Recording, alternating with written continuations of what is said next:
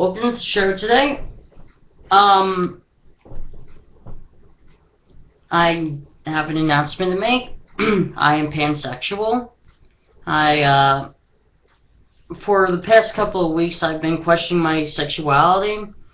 And then when I was watching a documentary on Netflix called Becoming Chaz, documentary about chastity, bone transitioning to Chazbo, I started to think deeply about my true sexuality, and this is all 100% real, by the way. I'm not making any of this up because I don't know how to lie well. And in the second grade, I did have a crush on a boy who was a part of my class. And then in high school, I dated 3 girls, and there's this transgender woman who I would think is like 25 this year, or maybe 24, but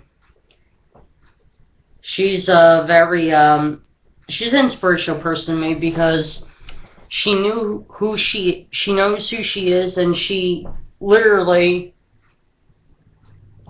is happy with who she is and doesn't care what anyone else thinks about her, which I admire in a person. And when I have no gender preference when it comes to dating. I don't. I really don't have a gender preference, because if I just happen to be at a bar, which I haven't gone to a actual bar per se yet, but if I ever go to a bar and a guy asks me on a date, what do I got to lose, really? If a transgender man or woman asks me on a date, what do I got to lose? But point being is, I don't care who I date, I don't care who I marry. Not that I don't care about the person, but I just don't care about gender specifics. I really don't. So I wanted to get that out.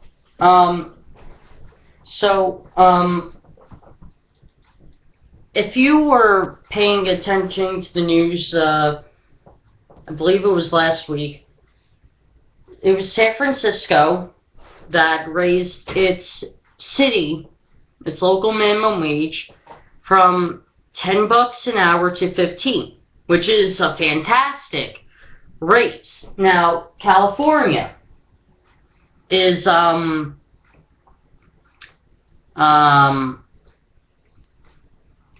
thinking in 2017 to raise the state minimum wage, and I'm not just talking about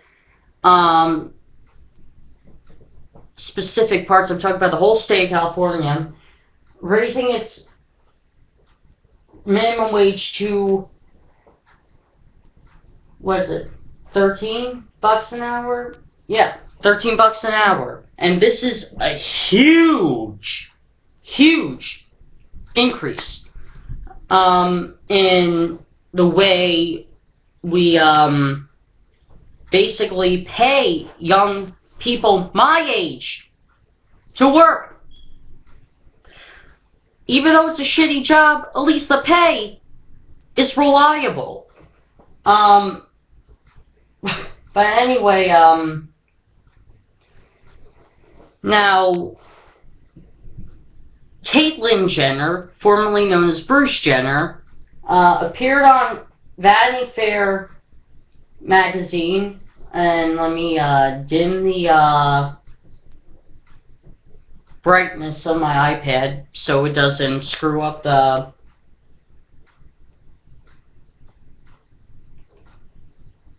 Oh, fuck. Close the wrong thing.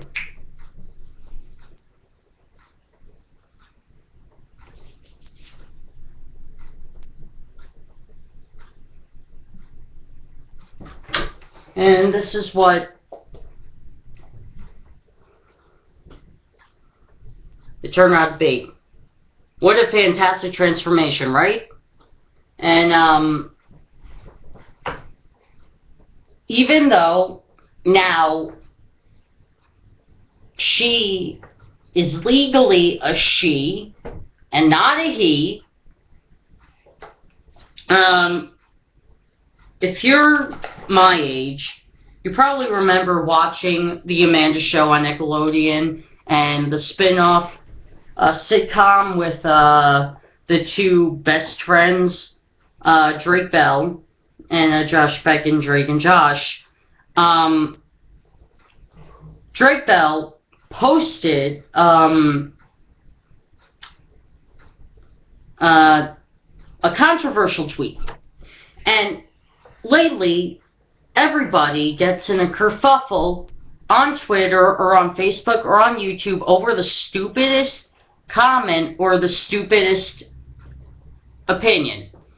Or someone's opinion or someone's comment and all that. So, Drake Bell tweeted, and I quote, "Sorry, ... still calling you Bruce." Now, do I think it's in poor taste that he put it on Twitter like that? Yes. But,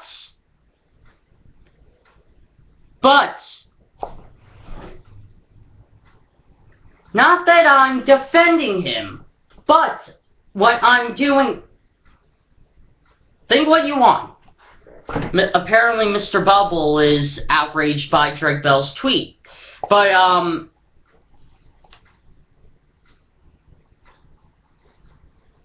But, the whole thing is, though, he grew up, I mean, he's much older than me. I'm guessing he's like maybe near 30 years old. But,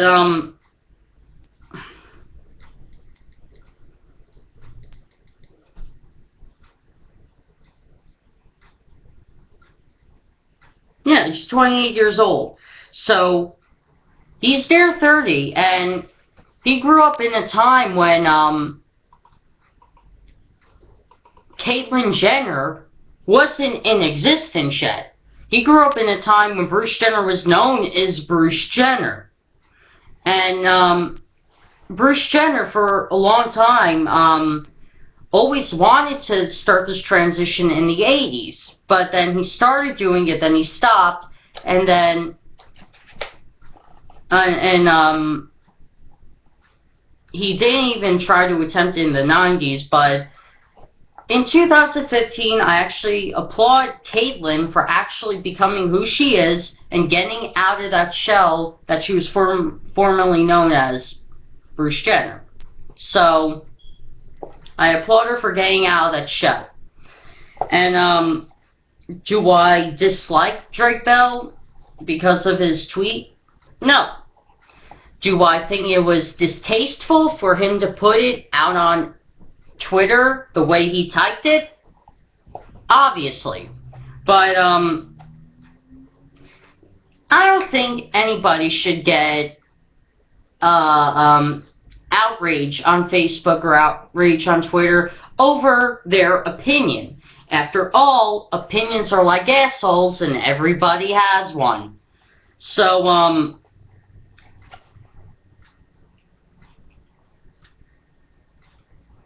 now,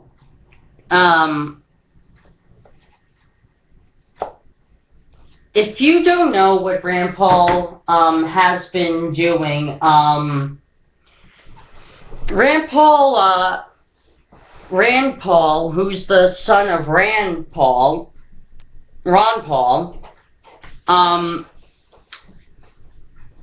he's a registered libertarian who's running on the Republican ticket.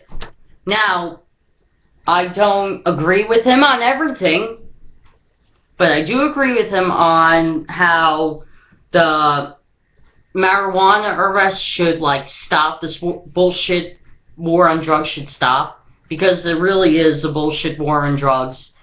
And with all the facts out there, basically, that very few white people get arrested for having and enjoying, but the majority of black people do, which is incredibly wrong, and has always been wrong. The majority of black people get arrested for the slightest bullshit reasons. Really. And for racist bullshit reasons as well. But the point being is, the war on drugs should stop, which I agree with Rand Paul on. And the thing is, with the NSA, he literally filibustered longer than Ted Cruz did. He filibustered for about, Ted Cruz filibustered for about 72 hours each. Okay, he filibustered less than Ted Cruz for 48 hours. And Rand Paul was basically saying the NSA has no right to spy on its citizens. And I completely agree with that. And he filibustered to the point where the NSA has officially ran out of the rights to spy on its citizens. So I actually applaud Rand Paul for actually getting the NSA to stop. And in this case, I'm not sure if you could chant this, put this on Twitter. Hashtag. Am I pointing to where the words are? But anyway, hashtag bring back Snowden to America. Put this on Twitter. Hashtag bring back Snowden to America. Because Edward Snowden is the person who said, listen, these whistleblowers who came out a couple of years after 9/11 saying the government's spying on you, they weren't crazy. They're telling you the truth. I work for the NSA. I know what I'm talking about. They know what they're talking about. Edward Snowden should be awarded the Congressional Medal of Honor for being a hero to this country. Truthfully. Hashtag bring back Snowden to America. It's as simple as that. And I do congratulate Rand Paul for getting that done. Does this mean I'll vote Republican this election? No. But I am definitely voting for Bernie Sanders to get the presidential Democratic nomination, because he is the most reasonable and trustworthy politician of all time. I'm not even exaggerating. I mean, he's honest. He gets to the point. He says some abstract things that make no sense at face value, but if you really think about them, they make a lot of sense. And the reason why I don't think Hillary Clinton's going to get the nomination, and I'm telling you this because I just happened to notice something. Hillary Clinton does not know how to get the young people's vote. She does not understand that social media is the way to go. Bernie Sanders understands this quite well. And he's going to get it. Hashtag Bernie 2016. So, with this being said, this has been the James DiPrima Show. See ya Thursday.